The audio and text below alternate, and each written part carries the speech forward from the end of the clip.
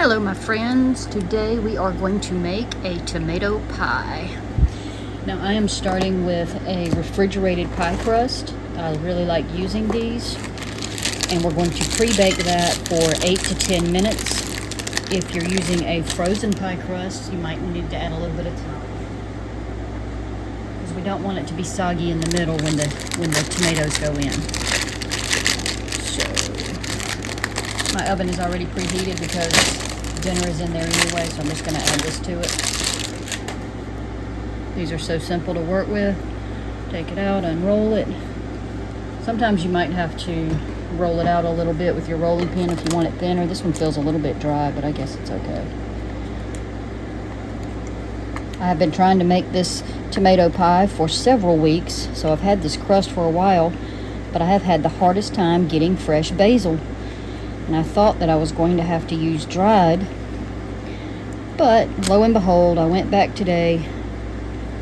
I went in person this time instead of trying to do a pickup order because they just kept telling me they were out of basil. So I went to a different store today and they had plenty of nice, beautiful basil. So I don't know what's up with Walmart, but that's typical.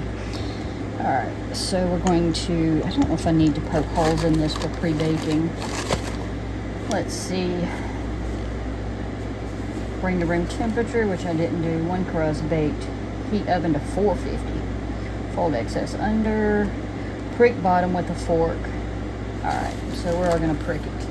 Prick it. Prick it.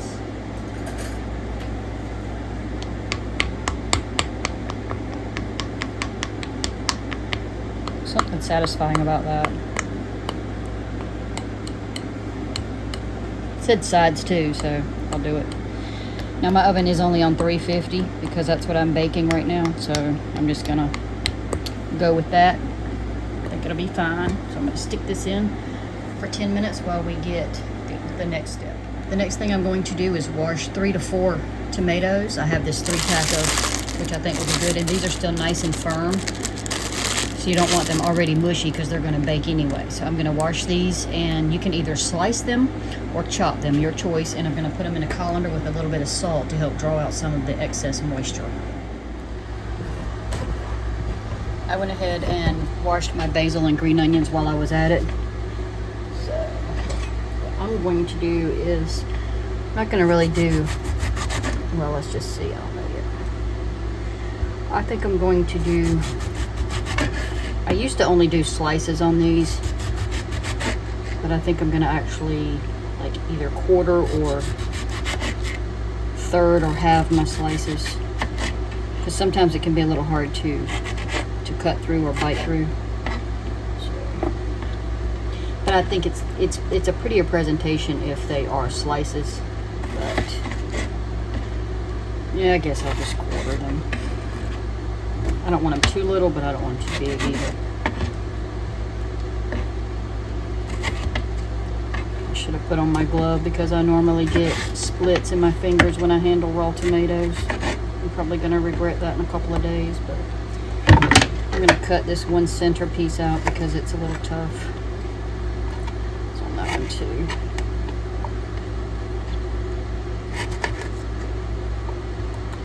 Alright, so that's pretty much it. And then we're just going to drizzle salt over these and let them sit for a few. There's my tomatoes with a little salt on them. So I'm going to chop up the basil and green onions in just a moment, but I'm going to go ahead and grate my block of cheese first. It is 8 ounces. You can use any kind of cheese you want. I like extra sharp with my tomato pie, but Monterey Jack, Gruyere, you can make a mix of cheese. You can use Mozzarella, you can use pepper jack, whatever you want. So I'm going to get that grated up and I'll be back. Okay, so my husband stole some of my cheese, but yes, you do grate the whole entire block. I'm going to grate it into a large bowl, this particular one, because we're also going to be adding our other stuff to it. So we're just going to grate it right into the same bowl that we're going to add the other ingredients. Alright, so I've taken my crust out of the oven, which actually ended up staying in there a little bit longer than about 4 minutes longer than because I was grating cheese, not paying attention, but it's fine, it's not burned or anything. So here's my cheese.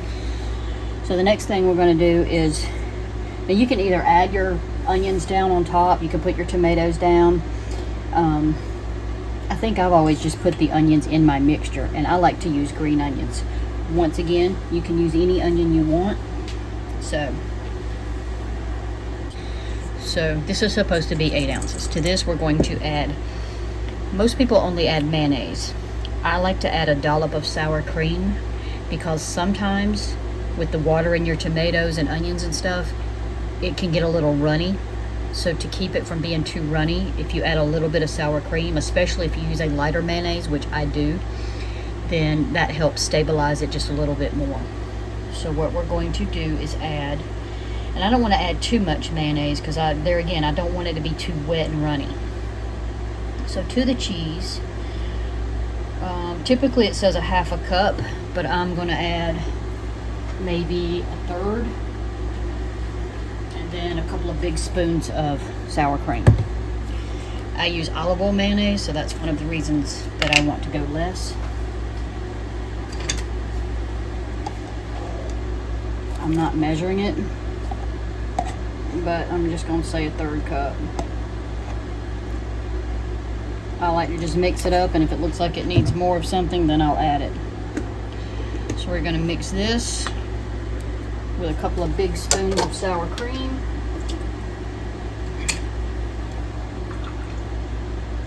See, that's much thicker than your mayonnaise, so it really helps, and it gives it that little bit of, I think it just gives it a nice tartness. Alright. So to that, we can add salt and pepper if we want, but I've got the salt on my tomatoes, so I might not add any more. You can add hot sauce, Tabasco, anything you want.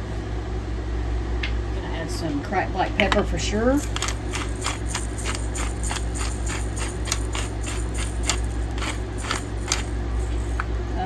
Cheddar cheese can be a little bit salty anyway. I think I will add a little bit of salt, but I'm not going to add a whole lot, and I'm just going to use my blue salt grinder.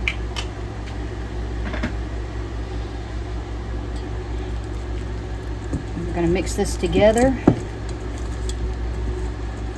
You want it to be a bit thick. You want it to be almost like pimento cheese, which is kind of what we're making, really.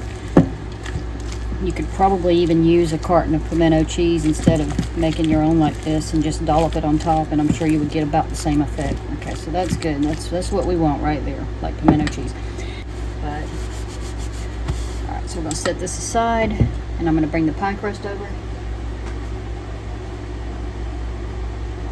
It's still fairly warm, but that's not a big deal. All right, you want everything as dry as possible, because you don't want to add any extra moisture, so that's why I just dabbed off my basil and my onions.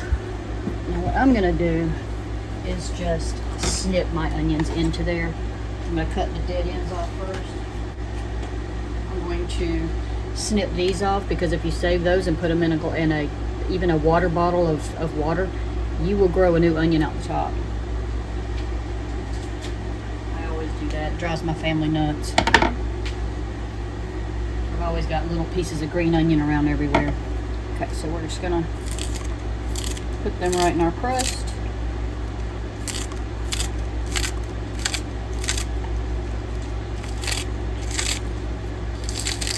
Scissors is an easy way to chop a lot of these quickly, if you've never done it that way. Alright, spread them around in a decent fashion. Now I'm going to dab off my tomatoes as well.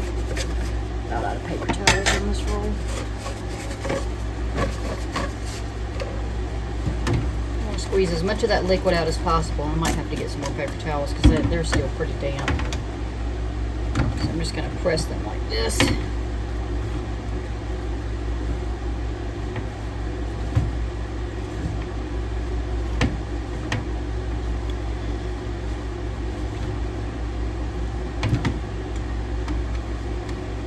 I have just sliced and baked before without even trying to get water out of them, and that might be why I've had some runnier pies in the past. But so because of that, I don't know how important it is, but and that sour cream does help a lot in that aspect too. So, all right. I'm gonna wash my hands just because I don't do well with raw tomatoes. You want about a 1/4 cup of fresh basil chopped. So I just pulled this big stalk out of here. I'm not measuring it, don't know how much it'll be, but I'm not gonna leave that like that. The little ones you could just pull off and leave, but the larger ones, and you could probably even grow that too from its stalk. Might try that.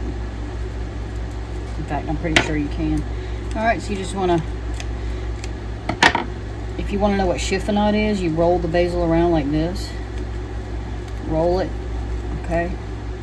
And then you either chop or cut ribbons. And when it unfolds, you end up with these ribbons, and that's called chiffonade. I'm not too anal about what mine looks like. This is not going to a potluck or a church supper or anything like that. I'm just going to eat the heck out of it, so I don't need the fancy chiffonade.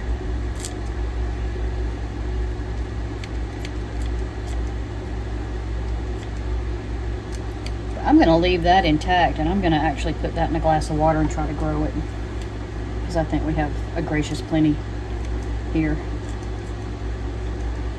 Okay, just disperse it around, you know, kind of even. That way no one gets a whole mouthful of basil.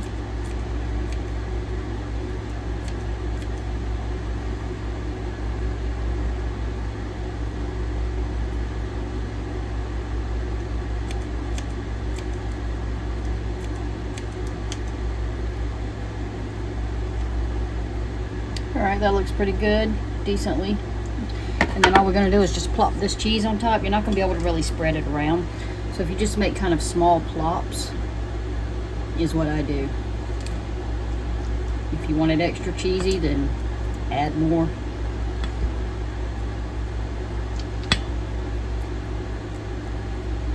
I'm hoping this is actually wet enough. I'm not positive, but... And you can spread it a little bit.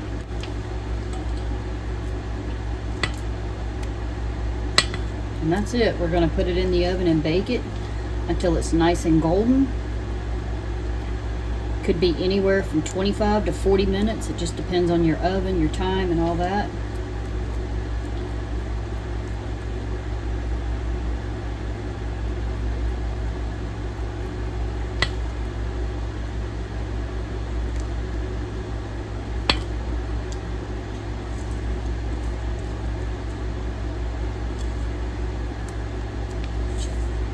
I think this is great with a salad or maybe even soup.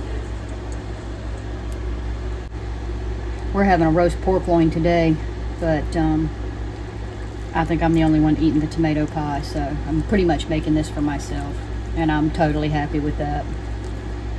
Got no problems whatsoever. Alright, so you can spread it a little bit, not too bad. I definitely want that goodie off of there. I'm not letting all that go to waste. Alright, in the oven she goes.